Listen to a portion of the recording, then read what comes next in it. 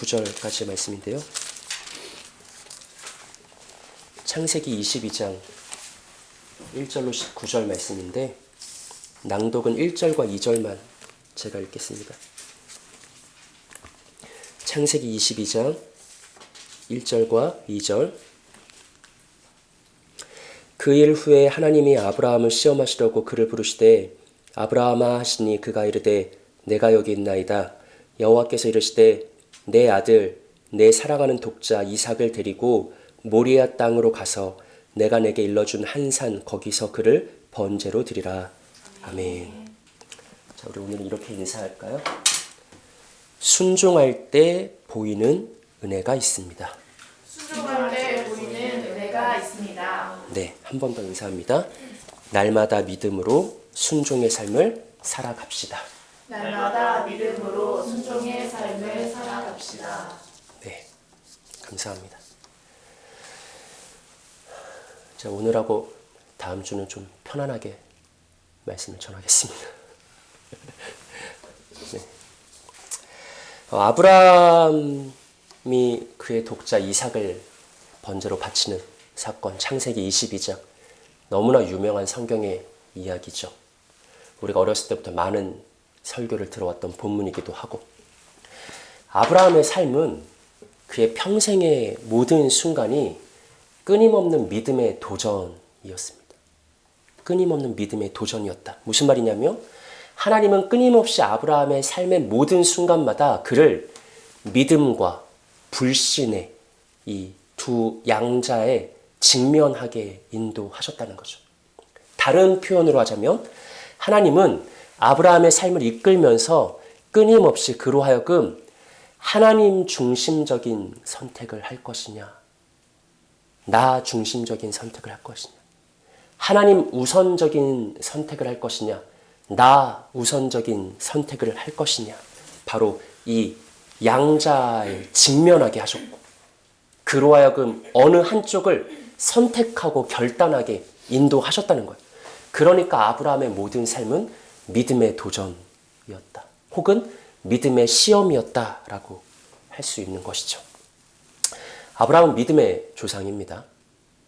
하지만 우리는 한 가지 기억할 것이 아브라함은 그의 생애 모든 날 믿음이 빛나진 않았다. 믿음의 조상인 아브라함이 그의 생애 모든 순간, 모든 때 찬란하게 그의 삶이, 그의 믿음이, 그의 신앙이 빛났던 것은 아니다. 아니, 더 직접적으로 말하면 오히려 아브라함은 그 숱한 믿음의 도전 속에서 하나님보다 자기를 더 많이 선택하고 믿음보다 불신을, 순종보다 불순종을 선택했던 나날이 더 많았다라는 것이죠. 하지만 그때마다 하나님은 개입하시는 거예요. 아브라함의 삶에. 그를 단순히 믿음의 도전에 직면하게 놔두고 팔짱 끼고 잘하나 보자라고 하는 것이 아니라 그를 믿음의 시험으로, 믿음의 도전으로 몰아가지만 그때마다 아브라함이 어떤 선택을 하든 믿음으로 반응했든 불신으로 반응했든 순종으로 반응했든 불순종으로 반응했든 그의 삶에 개입하시는 거예요. 그리고 가르쳐 주시는 거죠. 그를 훈련시켜 나가는 거죠. 그리고 아브라함이 마침내 중요한 한 가지 영적 진리와 원리를 깨닫게 인도하십니다. 뭐냐면 시간이 지나고 나서 결국엔 나 중심적인 선택보다 하나님 중심적인 선택이 더 나은 것이었구나. 이걸 깨닫게 하시는 거죠. 또 결국엔 믿음의 결단과 믿음의 선택과 믿음의 행동이 다른 어떤 것보다 더 좋은 삶이었구나 라는 것을 끊임없이 아브라함의 삶에 개입하셔서 그로 하여금 깨닫고 이해하고 그래도 자빠지지만 또 한 번 깨닫고 이해시킴으로 그를 훈련시켜 나가는 과정. 그것이 바로 아브라함을 향한 하나님의 인도하심이었죠. 그리고 이제 그의 생애 거의 마지막 부분에 이르러서 오늘 본문인 창세기 22장이 기록되어 있는 거예요. 오늘 본문이 어떻게 시작되는지 우리 1절 말씀 한번 볼까요? 1절 말씀 한번 읽어봅시다. 시작. 그 일 후에 하나님이 아브라함을 시험하시려고 그를 부르시되 아브라함아 시니 그가 이르되 내가 여기 있나이다. 아멘. 하나님이 아브라함을 뭐 하려고 했다? 시험하려고 했다. 말 그대로 시험하고자 했다는 것. 믿음의 검증, 어떤 믿음의 중간 평가, 이걸 행하고자 했다는 거죠. 이 시험은 올무가 아닙니다. 올가미도 아니죠. 아브라함을 잡아뜨리려고, 함정에 빠뜨리려고, 그를 골탕 먹이려고, 공경에 빠지게 하려고, 이런 것이 아니죠. 지금까지 아브라함의 모든 삶을 믿음의 도전, 믿음의 시험으로 인도하신 하나님이, 그리고 그의 삶에 개입하셔서 결국엔 너 중심적인 선택보다 하나님 중심적인 선택이 더 나은 거야. 그 결과가 더 좋은 거야. 그것이 더 복된 삶이야. 이것을 끊임없이 가르쳐 주셨던 하나님이 이제는 한 번쯤 얘가 얼마만큼 성장했나. 내가 그의 평생을 붙들고 가르쳤는데 얼마만큼 성장했지? 이제는 한 번 쳐도 다시 넘어지는 신앙이 됐나? 아니, 일어서는 신앙이 됐나? 이런 것을 확인해 보고자 하는 마음으로 하나님이 말 그대로 아브라함의 믿음을 시험하셨다. 신앙 점검을 하셨다라는 것이죠. 그래서 하나님이 이삭 사건을 준비한 겁니다. 이삭 사건은 아브라함을 넘어뜨리기 위한 하나님의 함정이나 올무가 아니라 그의 평생의 삶을 인도하신 하나님께서 이제 아브라함이 어디까지 자라왔나 그것을 한번 검증해 보기 위해서 준비한 사건이라는 것이죠.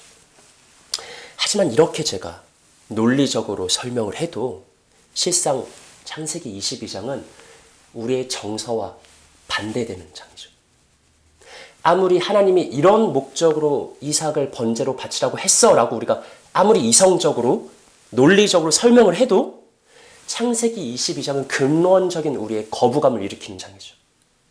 그리고 그 거부감은 자연스러운 겁니다. 오늘 우리가 해야 될 첫 번째 일은 뭐냐면 하나님이 아브라함을 시험하려고 나쁜 의도가 아니라 아브라함의 믿음을 검증하려고 독자 이삭을 모리아산으로 가서 바쳐라 라고 명령하신 게 충분히 그럴 만한 이유와 어떤 개연성이 있었던 것은 맞지만 그 사건 앞에 우리의 가장 1차적인 반응은 뭐가 돼야 되냐? 거부감이 일어나요. 여러분 이 사건을 당연하게 여기면 안 된다는 거예요. 우리 너무 어렸을 때부터 이 사건 들어왔죠. 이게 너무 당연하잖아요. 자연스럽잖아요. 이건 조금도 당연하지 않은 사건이다. 우리의 자연스러운 생각은 어떻게 자라가 되냐면 아무리 그래도 그렇지. 어떻게 그런 명령을 내려? 아무리 믿음의 시험이어도 그렇지. 과하지 않은가? 정도가 지나치지 않는가? 꼭 그의 독자 이삭을 바쳐야만 했는가? 번제로. 그것 말고 다른 믿음의 시험은 없었는가? 얼마든지 더 모양새 좋은, 더 효과적인 믿음의 시험을 할 수 있지 않았는가? 그 하나님이 꼭 이런 극단적인 방법을 사용해야 되는가? 이런 야만적인 방법을 사용해야 되는가?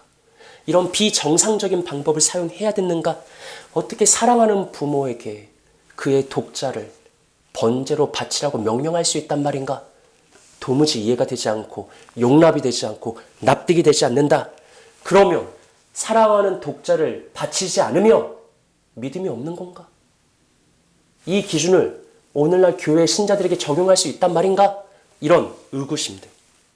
그냥 본성적인 거부감. 나는 이런 건 못 받아들이겠어 라는 내 마음의 불편함. 이게 사실 창세기 22장을 정직하게 대하는 우리의 바른 태도라는 거예요.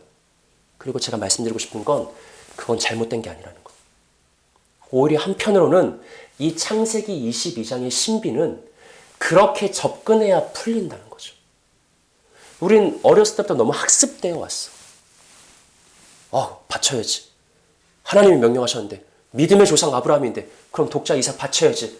어차피 뭐 하나님이 다시 살려주실 거니까 뭐 이런 식으로 해가지고 이 창세기 22장이 우리에게 던지고 있는 충격을 내 안에서 너무 가볍게 여기죠. 하지만 그렇게 접근해서는 창세기 22장의 진정한 의미를 알 수 없다. 거부감이 드는 것이 당연한 것이다. 이것은 불경건한 것이나 믿음 없는 것이 아니라 이게 정직한 신자의 당연한 반응이다라는 것이죠. 그리고 이 관점에서 보면 우리는 비로소 이해되지 않는 이 거부감 속에서 비로소 창세기 22장의 그 깊은 곳에 담긴 신학적 의미에 접근할 수 있는 다리를 놓게 되는 것입니다. 이런 거죠. 그 말도 안 되는 믿음의 시험, 극단적인 하나님의 명령, 그냥 거부감만 드는 하나님의 말씀. 하지만 바로 그것이 예수 그리스도를 통한 동일한 말도 안 되는 구원 사건. 있을 수 없는, 용납될 수 없는, 이해할 수 없는, 말도 안 되는 방식으로 하나님이 우리를 구원하신 그 하나님의 사랑, 하나님의 은혜, 측량할 수 없는 그의 자비하심, 바로 이 진리로 나아가는 교두보 역할을 창세기 22장이 감당하고 있다는 거죠. 그럼 구원은 말이 되는 거예요, 안 되는 거예요? 구원이 말이 된다고 생각하십니까? 말이 안 되는 거예요. 구원은 말이 안 되는 거예요.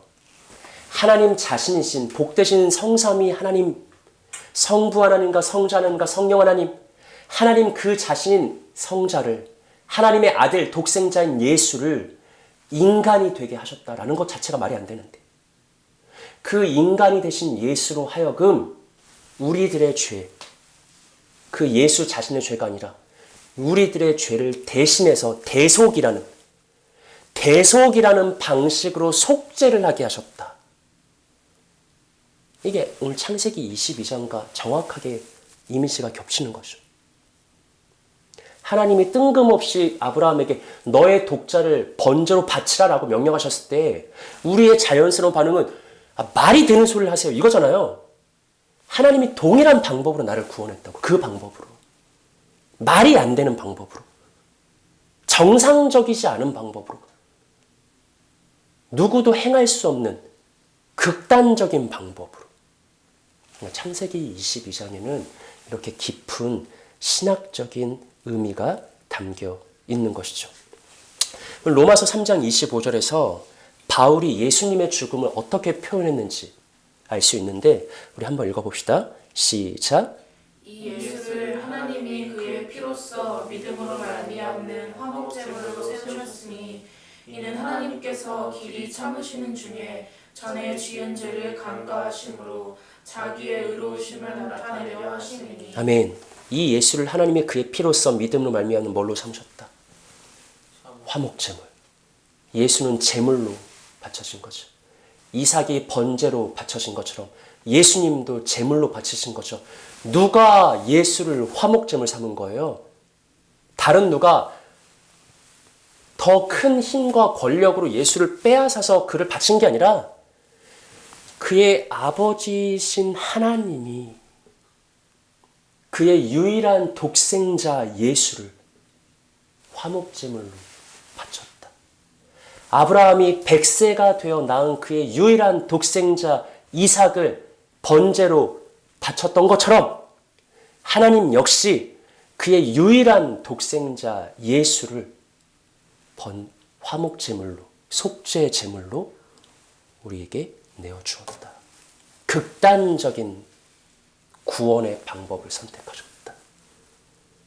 도무지 이해할 수 없는, 용납할 수 없는, 납득되지 않는 그런 방식으로 하나님이 우리를 구원하셨다라는 것이죠. 한 가지 질문할까요? 다른 방법은 없었을까? 예수를 십자가에서 화목제물, 속죄제물, 대속제물이 되게 하시는 아버지가 친히 자신의 손으로 그의 아들을 번제로 바치는 이 극단적이고 좀 불경하지만 야만적이고 도무지 이해할 수 없는 정상적이지 않은 이런 구원의 방식. 이것 말고 다른 방법은 없었을까? 하나님은 다른 방식으로 우리는 구원할 수 없었을까? 어떻게 생각하십니까? 사실 이건 굉장히 흥미로운 신학적 논의거든요. 이에 대해서는 크게 두 가지 입장이 있어요. 한편은 하나님은 다른 방법도 얼마든지 사용할 수 있었다. 예수를 십자가에서 제물 삼지 않아도 하나님은 우리를 구원할 수 있었다. 하지만 속죄가 인간에게 가장 큰 유익이 되며 하나님의 은혜가 더 이렇게 놀랍고 풍성하고 영광스럽게 드러나는 가장 좋은 길이기 때문에 하나님은 그의 지혜로 이 속죄를 선택했을 뿐이다 라고 말하는 해석하는 진영이 있어요. 그 유명한 어거스틴과 토마스 아퀴나스 같은 신학자들이 이런 얘기를 했습니다. 다른 한편은 어떤 진영이 있냐면 대속을 통한 속죄잖아요. 내가 죽어야 되는데 나 대신 예수가 나의 죄를 인하여 죽임당하는 그 속죄, 대속을 통한 속죄는 불가피한 것이다. 하나님이 꼭 우리를 구원해야 돼요? 그건 아니야. 하지만 하나님이 반드시 의무적으로 무조건 필연적으로 나를 구원해야 되는 것은 아니지만 그건 하나님의 주권적인 선택이죠. 맞죠? 맞는 겁니다. 그런데 하나님이 나를 구원하시기로 작정하신 순간 다른 옵션은 없다. 다른 길은 없다. 나를 구원하지 않을 수도 있지만 구원하기로 작정했다면 그 구원의 길은 오직 하나밖에 없다. 대속을 통한 속죄. 그의 아들 예수를 십자가에서 속죄 제물과 화목 제물로 그 야만적이고 극단적인 방식으로 죽음에 이르게 하는 이 대속을 통한 속죄. 이것 말고는 다른 방식이 없다. 다른 구원의 방법이 없다. 이 두 진영의 대립이 있는데 저는 성경은 후자를 말한다고 믿습니다.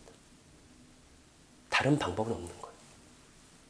죄인인 우리를 구원하기 위해서 다른 방법은 없는 거예요. 하나님이신 예수께서 친히 인간이 되시고 이 고통스러운 세상에서 우리와 같이 성장하시며 우리와 같이 생활하시고 마침내 인류의 모든 죄악을 등에 무거운 그 죄짐을 짊어지고 하나님의 어린 양이 돼서 고난과 고통 속에 마지막에 비로소 십자가에서 자기 자신을 속죄 제물로 화목 제물로 하나님께 올려드리는 이 대속을 통한 속죄, 아브라함에게 독자 이삭을 바치라 명령하셨던 그 야만적인 방법, 이것 말고는 다른 구원의 길이 없다라는 것이죠. 오늘 창세기 22장에서 우리는 이 심도 깊은 신학적 메시지를 먼저 확인할 수 있어야 됩니다. 그리고 그것은 출발점이 어디냐면 왜 이런 말도 안 되는 명령을 내리지? 바로 여기서부터 시작하는 거. 이걸 자연스럽게 여기고 당연히 여기는 순간 우리는 이 깊은 진리에 가까이 나아갈 수 없는 것이죠. 성경은 지극히 극단적인 경우를 상정하고 있습니다. 가장 극단적인 사례를 제시하고 있습니다. 하지만 이 극단적인 방식에서 우리는 예수를 통한 죄에서의 구원이라는 하나님의 놀라운 진리와 신앙의 신비를 확인할 수 있습니다. 그리고 재밌는 것은 또한 우리에게 힘이 되는 것은 뭐냐면 하나님이 우리에게 베풀어 주신 구원이 너무나 극단적인 것이어서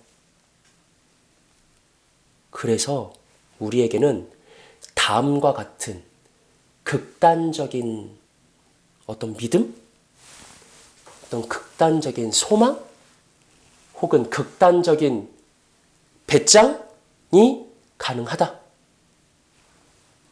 로마서 8장 32절 볼까요? 로마서 8장 32절 한번 합독합시다. 시작. 자기 아들을 아끼지 아니하시고 우리 모든 사람을 위하여 내주시니까 어찌 그 아들과 함께 모든 것을 우리에게 주시지 아니하겠느냐. 아멘. 물론 이 말씀은 기복주의나 승리주의나 신앙 안일주의나 무사 안일주의 같은 데 빠지면 안 되겠죠. 하지만 여러분 이 말씀 있는 그대로 보세요. 자기 아들을 뭐하지 아니하셨다. 아끼지 아니하셨다. 아브라함을 떠올려야 돼요. 10,000명의 부모라면 10,000명 모두 거부해야 되는 말씀인 거예요. 그걸 승낙하는 사람이 미친 사람인 거예요. 어떻게 자기 자녀를 바쳐? 말이 안 되는 명령인 거예요. 근데 하나님은 그런 극단적인 방식으로 나를 구원했다고. 그 극단적인 방식으로 심지어 자기 아들을 아끼지 아니하시고 나를 구원하셨사오니 그 극단적인 구원이 있기에 심지어 우리에게는 이런 극단적인 믿음? 극단적인 소망? 가능하다고. 하나님이 자기 아들도 아끼지 아니하시고 우리를 위해서 내어주셨는데 뭐라고 하이라이트 했어요? 어찌 그 아들과 함께 모든 것을 우리에게 주시지 아니하겠느냐. 신자의 놀라운 믿음이죠. 하나님은 결코 이해되시도 용납되시도 납득할 수도 없는 그런 지극히 극단적인 방식으로 나를 구원했어. 그런 하나님이 어찌 그 아들 안에서 그 그리스도 안에서 우리에게 모든 것을 주시지 않겠는가. 그럼 우리 신자에게 회복되어야 될 믿음이고 소망이죠. 이거를 오용하면 안 돼요. 남용해도 안 돼. 하지만 이 믿음의 신비를 우리가 놓아서도 안 됩니다. 하나님이 우리에게 베푸신 구원이 얼마만큼 말이 안 되는 거였는지, 내가 얼마만큼 말도 안 하는 은혜를 받았는지, 그리고 그 극단적인 구원이 있기에 우리 신자의 삶이 얼마만큼 극단적인 하나님의 보호 속에 있는지, 하나님의 사랑 속에 있는지, 우리 이것을 기억하고 잊지 않으며 어려움과 힘듦이 찾아올지라도 우리를 위해서 자기 아들을 아끼지 아니하신 하나님을 더욱 신뢰하고 사랑하는 마음으로 믿음으로 함께 힘차게 나아갈 수 있기를 예수님의 이름으로 축복합니다. 자, 오늘 본문에 담긴 신학적 의미를 살펴봤으니까 우리가 많이 봤던 본문이니까 오늘은 이 이삭을 번지로 바치는 이야기에서 딱 한 가지 적용점만 생각해 볼게요. 우리 본문 13절 말씀을 한번 읽어보겠습니다. 시작. 아브라함이 눈을 들어 살펴본즉 한 순양이 뒤에 있는데 뿔이 수풀에 걸려 있는지라. 아브라함이 가서 그 순양을 가져다가 아들을 대신하여 번제로 드렸더라. 아멘. 자, 이 이야기는 잘 알고 있죠. 아브라함이 하나님의 말씀에 순종해서 아들 이삭을 데리고 모리아산으로 갑니다. 그럼 모리아산으로 올라가서 마침내 이삭을 결박하고 그를 번제로 바치려고 죽이려는 순간 하나님이 아브라함아 아브라함아 두 번 부르시면서 그를 제지하시고 너가 이렇게까지 했으니 너가 정말로 나를 믿고 살아간 줄 알겠다 라고 인정해 주시고 그리고 나서 이 본문이 이어진 거죠. 아브라함이 눈을 들어 살펴본즉 한 순양이 뒤에 있는데 뿔이 수풀에 걸려 있는지라. 수풀에 이렇게 양이구나. 뿔이 이렇게 약간 꼬부라졌잖아요. 거기 어떻게 걸려 있었나 봐요. 이게 별로 잘 이해가 안 되는데 아무튼 걸려 있었어. 그래서 옴짝달싹 못하고 있었는데 그걸 아브라함이 발견하고 하나님이 예비해 주신 이 양으로 아들 이삭을 대신해서 하나님께 번제를 드렸다. 잘 알고 있는 이야기죠. 여기서 중요한 질문 하나 던져줄게요. 이 순양은 언제부터 수풀에 있었을까요?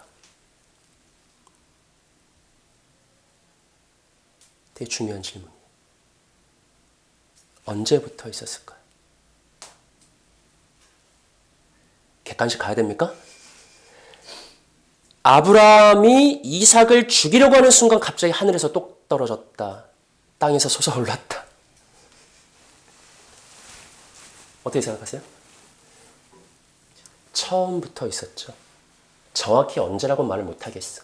3일 전부터 있었는지 2일 전부터 있었는지 아브라함이 산을 오르기 전부터 있었는지 어쨌든 한 가지 확실한 것은 양은 원래부터 거기 있었어요. 맞죠? 하나님이 양을 준비하셨습니다.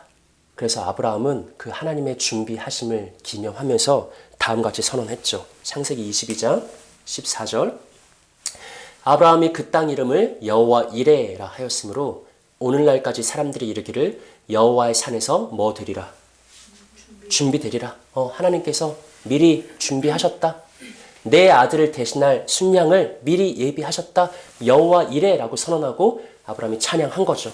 그럼 이어서 더 중요한 질문 하나 던져볼까요? 양은 원래부터 거기 있었는데 그러면 아브라함이 그 양을 발견한 때는 언제입니까?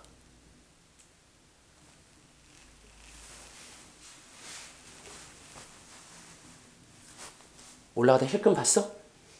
아, 양 있네. 그리고 믿음으로 담대하게 이삭을 잡았어? 아브라함이 이삭을 잡기 전까지는 그의 눈에 보이지 않았어요. 맞죠? 그러니까 한 가지 확실하게 말할 수 있는 건 이거죠.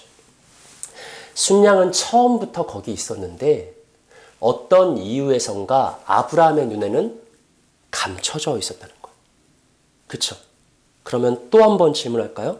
그러면 감춰져 있던 순양, 처음부터 예비되어 있었고 처음부터 준비되어 있었으나 어떠한 이유에선가 아브라함의 눈에 감춰져 있던 그 양이 아브라함의 눈에 드디어 보이고 아브라함이 그 양을 취하게 된 것은 언제예요?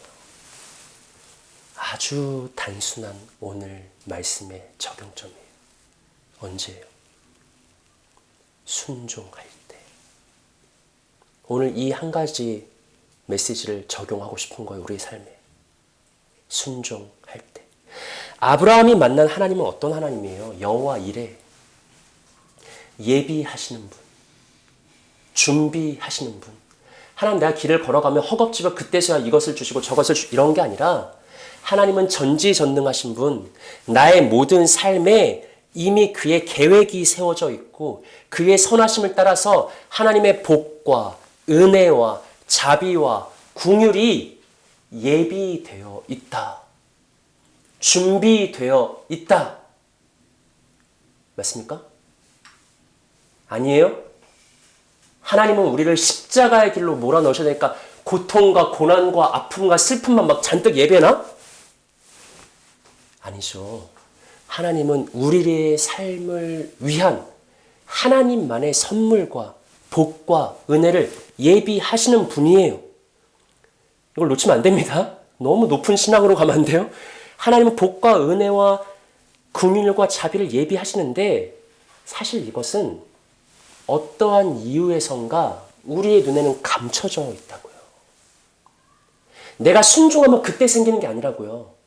이미 예비된 거라고요. 하지만 하나님은 그것을 감추어 놓았다. 그리고 그 감추어진 선물이 언제? 너무 간단해서 누구도 부정할 수 없는 사실. 믿음으로 순종할 때 보인다. 하나님이 미리 예비하시고 미리 준비하셨으나 어떠한 이유에선가 내게 감추어진 하나님의 모든 복락이 내 눈에 보이고 나타나고 누리게 되는 순간은 단순해요. 반론할 여지가 없어. 믿음으로 순종하는 데다. 여러분 저는 믿음으로 순종 안 하면 하나님의 복은 다 못 받습니다 라고 말하고 싶진 않아요. 하나님은 아브라함에게도 그렇게 하셨고 내가 삽질하고 내가 불신으로 반응하고 내가 불순종하는 그때도 은혜를 공급하셔. 그렇게 말하고 싶진 않지만 이거는 내가 100% 확실하게 말할 수 있어요. 믿음으로 순종하면 예비한 은혜가 보이는 거예요. 믿음으로 순종하면 미리 준비하신 은혜를 획득할 수 있는 거예요. 내가 믿음으로 순종해야만 은혜를 누릴 수 있다. 이건 아니지만 반대로 믿음으로 순종할 때 하나님의 계획 속에 있는 선한 것들을 내가 비로소 보게 되고 동참하게 되고 공유하게 되는 것이죠. 그럼 마지막 질문으로 갈까요? 하나님은 왜 미리 준비된 하나님의 선물과 은혜와 복을 우리 눈에 감춰지게 하셨을까요? 이 질문은 다시 창세기 22장으로 들어가야 돼요. 오늘 창세기 22장 1절 기억나세요? 창세기 22장이 어떤 배경으로 세팅되어 있었죠? 하나님이 아브라함을 시험하려고 하셨다. 창세기 22장은 처음부터 아브라함을 향한 하나님의 시험으로 세팅되어 있었어요. 맞죠? 그렇다면 이 사실에 근거했을 때 하나님이 예비한 은혜가 어떤 때까지, 어떤 순간까지 우리의 눈에 감춰져 있게 하신 이유는 무엇일까? 저는 이렇게 생각합니다. 하나님은 그것을 상급으로 주시길 기뻐하신다는 거죠. 이해가 되십니까? 하나님은 미리 예비한 하나님의 은혜의 선물들을 그냥 주시는 게 아니라 뭔가 하나님의 이 계획 속에서는 내가 아주 작더라도 거창한 거 아니더라도 하나님의 말씀 앞에 믿음의 도전을 받았을 때 하나님 중심적인 선택을 할 것이냐, 나 중심적인 선택을 할 것이냐, 하나님의 말씀을 따라갈 것이냐, 나의 정욕과 세상의 가르침을 따라갈 것이냐, 이 믿음의 도전 앞에 내가 아주 작게라도 순종했을 때, 믿음의 반응을 보였을 때 그에 대한 상급으로 주시고자 그걸 기뻐하신, 그래서 그때까지는 감춰져 있었으나 내가 믿음으로 순종하면 감추어져 있던 하나님의 보물이 보여 그 상금을 획득하게 하는 그런 방식으로 하나님은 우리를 인도하신다는 거죠. 하나님 아브라함의 삶에 끊임없이 믿음의 도전을 던지십니다. 그리고 아브라함이 아주 작은 순종, 아주 작은 믿음으로 반응하면 그때마다 하나님이 잘했어 라고 칭찬해 주시면서 미리 예비하셨던 은혜가 나타나게 하시고 그것을 아브라함이 보게 하시고 아브라함이 누리게 하시며 믿음의 상급으로 하나님이 기쁨으로 주시고 아브라함도 믿음의 상급으로 기쁘게 누리게 하시는 바로 이러한 방식으로 하나님께서 우리의 삶을 이끌어 가신다는 거죠. 제가 오늘 설교 제목을 이렇게 정했습니다. 여러분 설교 제목 한번 읽어볼까요? 시작. 순종할 때 보이는 은혜. 순종할 때 보이는 은혜. 여러분 이거는 누구도 반론하지 못할 거예요. 순종할 때 보이는 은혜. 아까 제가 분명히 말했습니다.